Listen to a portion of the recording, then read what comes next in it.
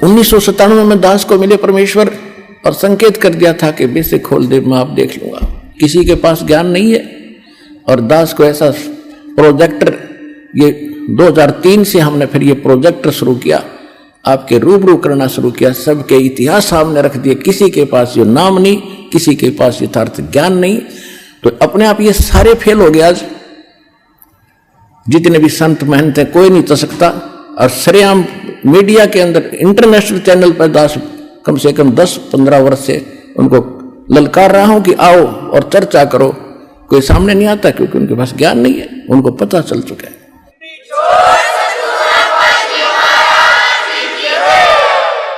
और ये भोले श्रद्धालु उनको भगवान माने बैठे, नकलियों को संत मान रहे हैं। वो तो जनसाधारण के जैसे भी नहीं, जो पता लग गया भी गलती हो जाए इंसानों से, भूल लगी, भगवान के लिए संत चले हैं, भगवान के लिए श्रद्धालु उनके पीछे लगे, तो उनका कर्तव्य बनता है। जो पता लग गया कि भी तुम्हारे बारे में कोई गलत, मेरे बारे में कोई गलत बोलता है, मैं 6 बजे देखता हूं भाई कहाँ मेरी त्रुटि तो नहीं है, त्रुटि नहीं है तो वो बोलता रहे, फिर थारे रूबरू करता हूं कि इसने ऐसे बोला, देखो ये इसका ये प्रमाण, ये गलत बोल रहा है, तो वो ना अपने शिष्यों को कोई जवाब देते।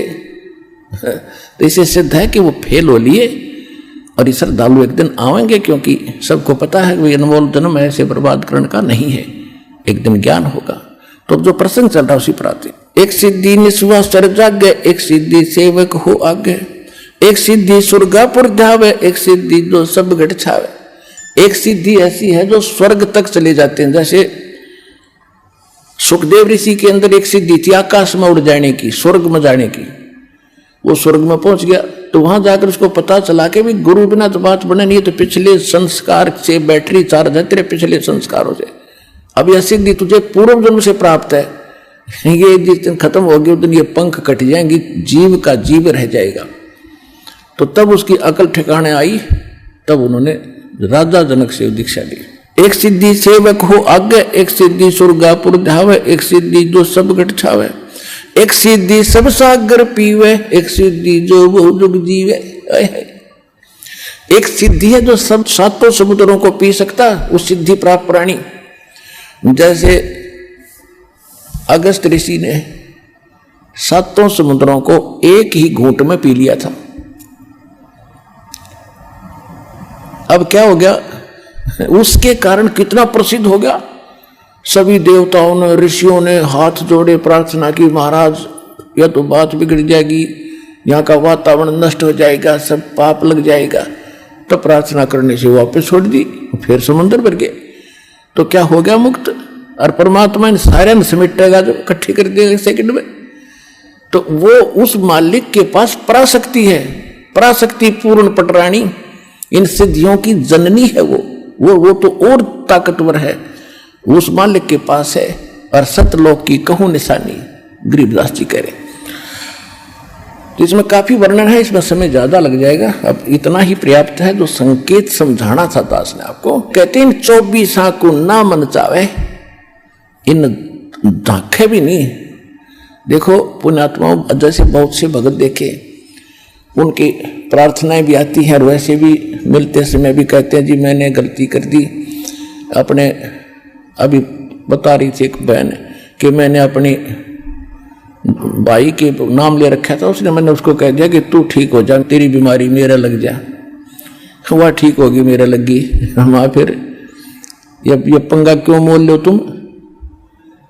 तो कहने का भाव ये है, ये गलतियां करनी छोड़ दो, दिक्कत हो जाएगी, क्योंकि भक्ति करो तो ढंग से करो। अब इसको तो हम इतना सस्ता मान रहे हैं। अब तू अपनी भतीजी ने दे देना 20 लाख रुपये, दे के दिखा, चौने भी ना दे, अरे दे तो वही वापस दे दिए मेरे।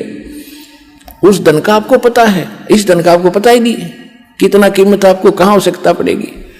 तो इसलिए ये सारा कुछ ज्ञान देकर आपको सतर्क किया जा रहा है कि कहाँ आप फाउल होते हैं, कहाँ आप मार खाते हो, और कौन सा धन कितना कीमती आपका है, और इसको आपने कैसे सुरक्षित रखना है ताकि मोक्ष आपको प्राप्त हो सके।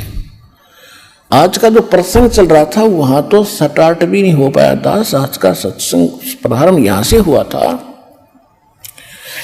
कि परमात्मा पाने के लिए हमने अपने सदग्रंथों को ही आधार बनाना है। और सदग्रंथ कौन से हैं? श्रीमद् भगवत गीता और पवित्र चारों वेद, और जो ज्ञान परमात्मा स्वयं आकर अपने मुख कमल से बोलता है। श्रीमद् भगवत गीता अध्याय नंबर 4 के श्लोक नंबर 32 में कहा है कि इन यज्ञ धार्मिक अनुष्ठानों की विस्तार के साथ जो जानकारी, यज्ञों की, यज्ञ माने धार्मिक अनुष्ठानों की विस्तार के साथ जानकारी सच्चिदानंद घन ब्रह्म के मुख कमल से बोली हुई वाणी में, सच्चिदानंद घन ब्रह्म की वाणी में कही गई है विस्तार के साथ। और उसको जानने के बाद सभी कर्मों से मुक्त हो जाएगा। उसको तत्व ज्ञान कहते हैं, जो भगवान स्वयं आकर बताते हैं। चौथे अध्याय के 34वें श्लोक में कहा कि उस तत्व ज्ञान को जो सच्चिदानंद घन पूर्ण परमात्मा स्वयं आकर बताता है, उसको तू किसी तत्वदर्शी संत के पास जाकर समझ, उनको दंडवत प्रणाम करने से। केवल वही संत एक दंडवत प्रणाम का अधिकारी बताया है गीता में कि जो तत्वदर्शी है। अन्यथा अपने विषय में गीता ज्ञानदाता 18वें अध्याय के 65वें श्लोक में कहता, मुझे नमस्कार कर, मेरा भगत बन, मेरी भक्ति करेगा तो मुझे ही प्राप्त होगा। और तत्वदर्शी संत के लिए कहा कि उसको दंडवत प्रणाम करने से और कपट छोड़कर सरलता पूर्वक प्रसन्न करने से वो तत्वदर्शी संत तुझे उस परमात्म तत्व का यानी तत्व ज्ञान का ज्ञान कराएंगे। तो वो तत्व ज्ञान जिससे मोक्ष होगा वो कंप्लीट कोर्स है। और श्रीमद् भगवत गीता और पवित्र वेद, पवित्र कुरान, पवित्र पुराण, ये पवित्र बाइबल, ये इनकम्प्लीट नॉलेज है। Complete knowledge, God given spiritual knowledge, तत्व ज्ञान, वो उससे मोक्ष होगा। वो असली शास्त्र है और उसमें से वेद भी मेल खाते हैं, गीता भी मेल खाती है, और उनमें जो ज्ञान नहीं है वो ज्ञान भी उसके अंदर है, तत्व ज्ञान के अंदर। तो उससे मोक्ष होगा। आज का सत्संग ये था और वो ज्ञान भगवान ही देता है। दूसरा प्रसंग ये चला था कि किसने देखा भगवान, तो जिन्होंने भगवान देखा उनका आपके सामने इतिहास बताया, पवित्र कथा बताई उनकी कि इन महापुरुषों ने भगवान देखा। और ये जो ज्ञान दास आपको दे रहा है ये गॉड गिवन है, ये किसी डूम भाट के गीत नहीं है कि किसी ने रोजी रोटी के लिए अपना दंत कथा बना के बकवाद कर रखी हो। 1400 एकड़ का जमीन का मालिक था, गरीबदास किसान था, गांव छुड़ानी का, कोई भाट भिखारी नहीं था कि किसी कारण से वैसे ही अपनी रोजी रोटी के लिए इन घट दी होगी कहानी। ये गॉड गिवन स्पिरिचुअल नॉलेज है। तो मन को विश्वास दिलाने के लिए इन प्रमाणों की इसलिए आवश्यकता है ताकि आपको दृढ़ता आवे और भगवान के मार्ग पर आप दृढ़ रहो, आपका मोक्ष हो जाए। तो वो ज्ञान इस दास के पास प्राप्त है, इस विश्व में किसी के पास नहीं है। अपना कल्याण करो।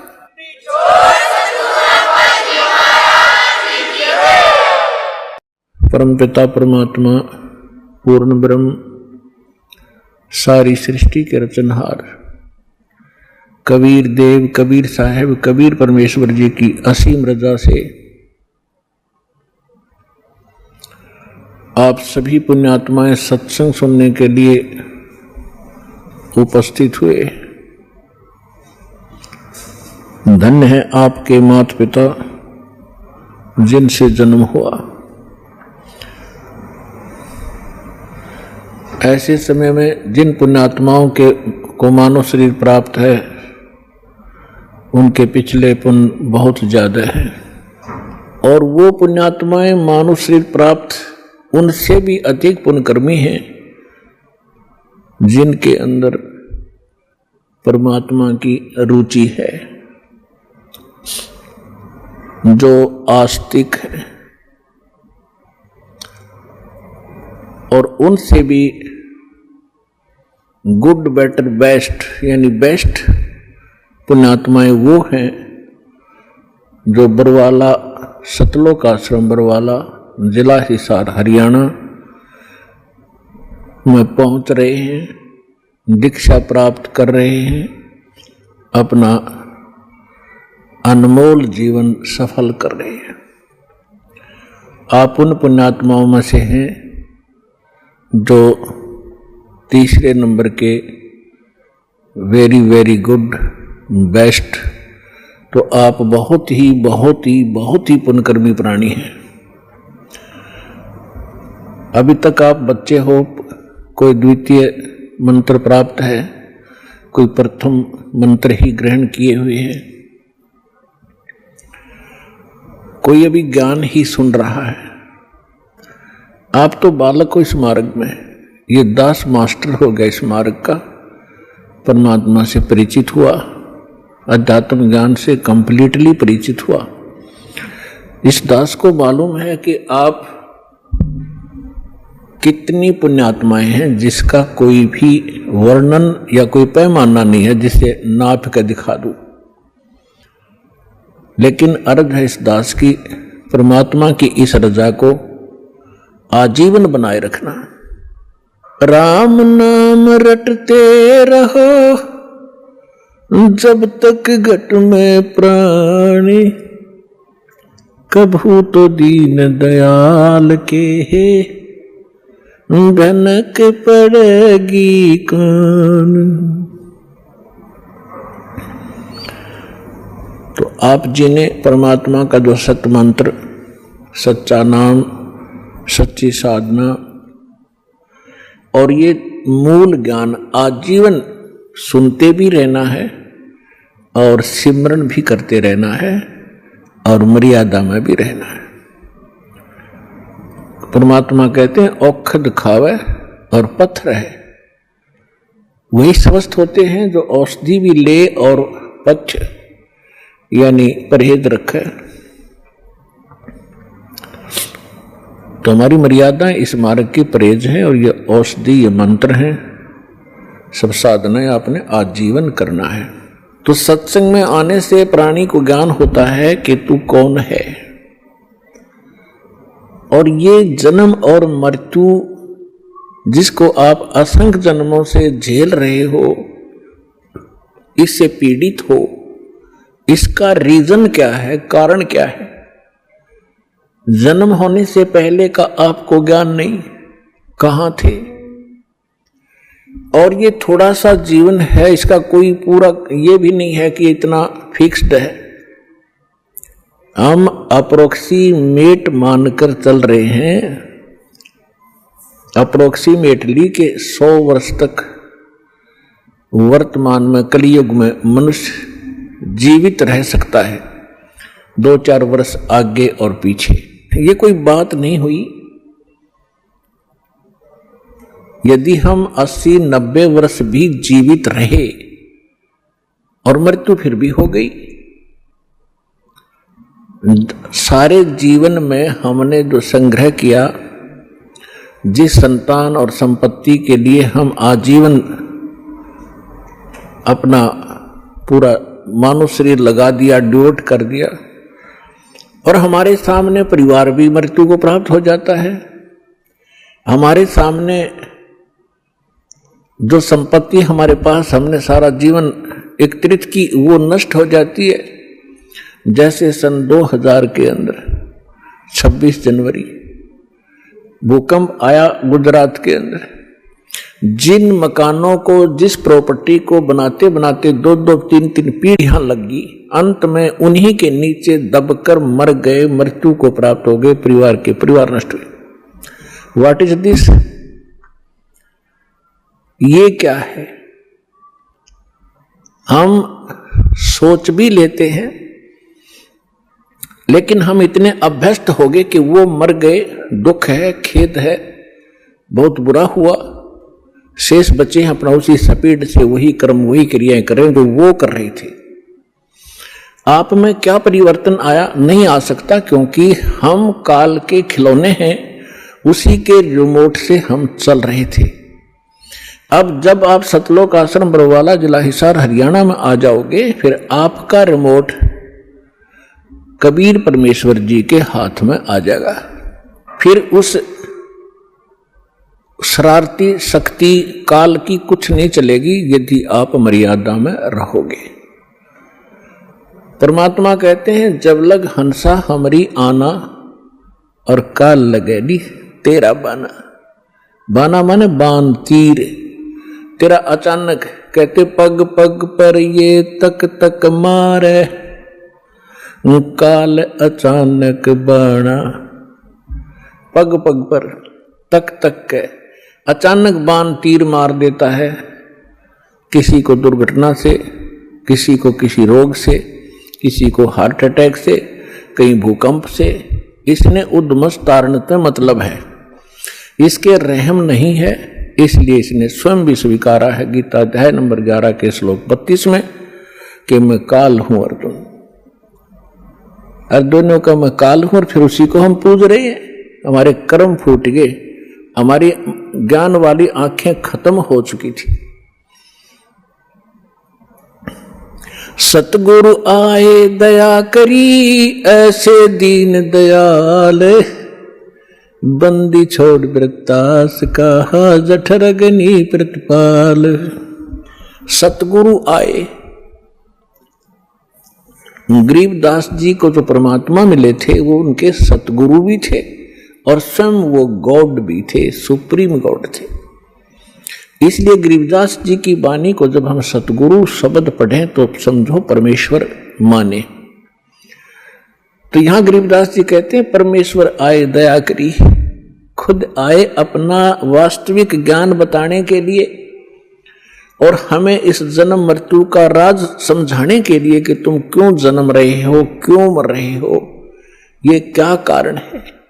जिस संतान को आप अपना मानते हो, 1 मिनट में मृत्यु हो जाती है, आप कहीं गधे बनकर घूम रहे होते हो और संतान वहीं दुख उठा रही होती है इस काल के लोक में। तो आपकी कैसे हुई वो?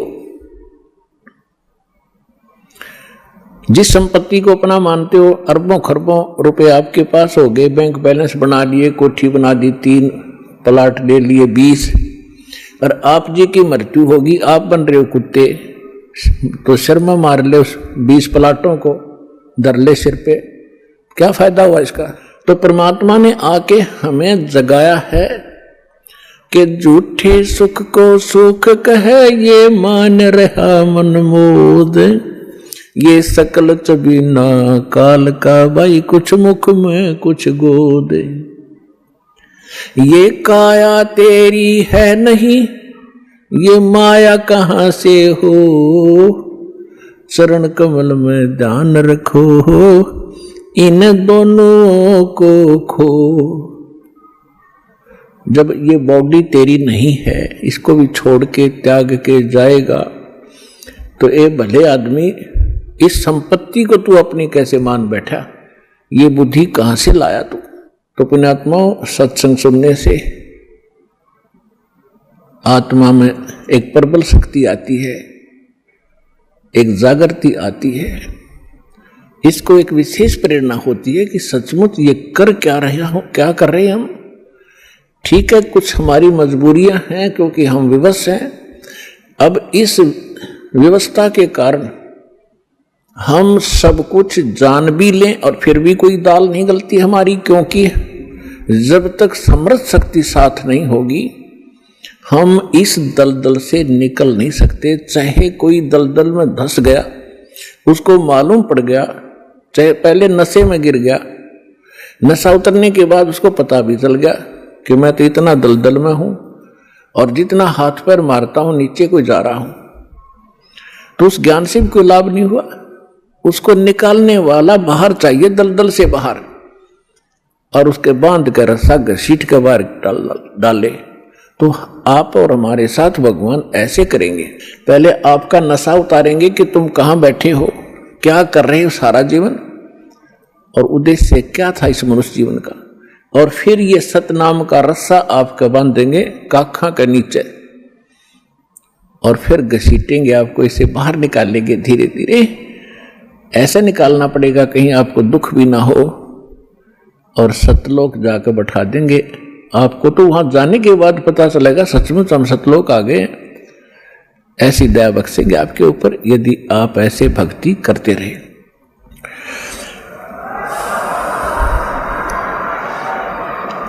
और उससे पहले जब तक आपका संस्कार यहां कोई बेटे के साथ है, बेटी के साथ है, पिता माता के साथ है, भाई बहन के साथ है, कोई रिलेटिव से संबंधित है, तो उन आपके जो ऋण है एक दूसरे का, उसको भी परमात्मा आपका साफ करवाएंगे। इसी जन्म में ऐसे तरीके से आपको यहां से ऋण मुक्त कराएंगे, आपके संस्कार खत्म किए जाएंगे, ताकि आपका फिर पुनर्जन्म यहां ना हो। तो उसके लिए मर्यादाएं बताई हैं, इन मर्यादाओं का आप जी पालन कीजिए और अपने संस्कार घटाइए। हम आज तक अपने संस्कार बढ़ा ही रहे हैं। कोई रिश्वत लेता है, कोई मिलावट करता है, कोई झूठ बोलता है, कोई चोरी करता है, कोई अन्य बकवाद करके हम अपने संस्कार बढ़ा रहे हैं। जैसे आज आपने किसी से रिश्वत ले ली, चोरी कर ली, आपने उसका देना पड़ेगा। तुमने दरगाह का मैल नहीं देखा, धर्मराज के तिल तिल का लेखा। तो वो भोगने के लिए भी कोई किसी उसका गधा बनेंगे, किसी का बैल बनेंगे, किसी की भैंस बनेंगे। दूध नहीं देंगे तो इंजेक्शन ठोकेंगे, ना लठ मारेंगे, और सारा पाई पाई पूरा करना पड़ेगा आपने। तो ऐसी समस्या, ऐसा ये झंझट मूर्ख आदमी मोल लेगा जब ज्ञान हो जाएगा। अनजान पढ़ने की गलतियां माफ होती हैं, परमात्मा क्षमा करेंगे। प्रसंग परमात्मा का चल रहा है। आज सुबह के सत्संग में भी आप जी को यही ज्ञान सुनाया गया था कि परमात्मा, सबसे पहले हमने भगवान को पहचानना पड़ेगा, और भगवान के पहचानने के लिए हमने कुछ आधार बनाना पड़ेगा। आधार दो दास ने बताए हैं कि एक तो थ्योरी, एक प्रैक्टिकल। अपना प्रैक्टिकल ना हो तो किसी और ने कर रखा हो और हमने भी वैसे ही करना है, तो जो उसका रिजल्ट थ्योरी से मिल रहा है तो आपका भी मिलेगा, आप ऐसे करोगे। तो जो हमारा जो सिलेबस है, जो हमारा थ्योरी है, वो हमारे सदग्रंथ हैं सभी पवित्र धर्मों की। पवित्र चारों वेद, पवित्र श्रीमद् भगवत गीता, पवित्र 18 पुराण, पवित्र श्री गुरु ग्रंथ साहिब, पवित्र कुरान शरीफ, पवित्र बाइबल। पवित्र बाइबल जो है 3 पुस्तकों का संग्रह है। जबूर, इंजिल, तौरात, चौथी कुरान इनसे अलग है। तो ये पवित्र जो सदग्रंथ हैं, ये हमारा आधार है भगवान को पहचानने और जानने का। तो इसी के आधार से, और जो इससे हटकर जो विशेष ज्ञान है, जो स्वयं परमात्मा के द्वारा दिया गया है, प्रभु दत्त है, वो है सच्चिदानंद घनब्रह्म की वाणी, यानी कबीर वाणी। कबीर शब्दावली, कबीर सागर, कबीर बीजक, कबीर दोहावली, कबीर शब्दावली, और उसके साथ साथ उन महापुरुषों के एफिडेविट रूप अमरवाणी, जिनको परमात्मा मिले, जिन्होंने अपना प्रैक्टिकल उसमें लिखा है, अनुभव लिखा है। आदरणीय धर्मदास साहिब जी, आदरणीय मुल्कदास साहिब जी, आदरणीय नानक साहिब जी, आदरणीय दादू साहिब जी, आदरणीय गरीबदास साहिब जी, गांव छुरानी जिला जज्जर हरियाणा वाले, आदरणीय गीसा दास साहिब जी, गांव खेखड़ा जिला बागपत उत्तर प्रदेश वाले। इन महापुरुषों के अमर ग्रंथ हमारे पास विद्यमान हैं। इनकी अमर वाणी जो एफिडेविट रूप में है कि हमने भगवान देखा, भगवान ऐसा है, उसका ये नाम है, और वो यहां भी आता है और सतलोक में भी वही कंट्रोल करता है। तो उसके बाद हम आगे बढ़ेंगे, तभी हम भक्ति में सफल हो पाएंगे।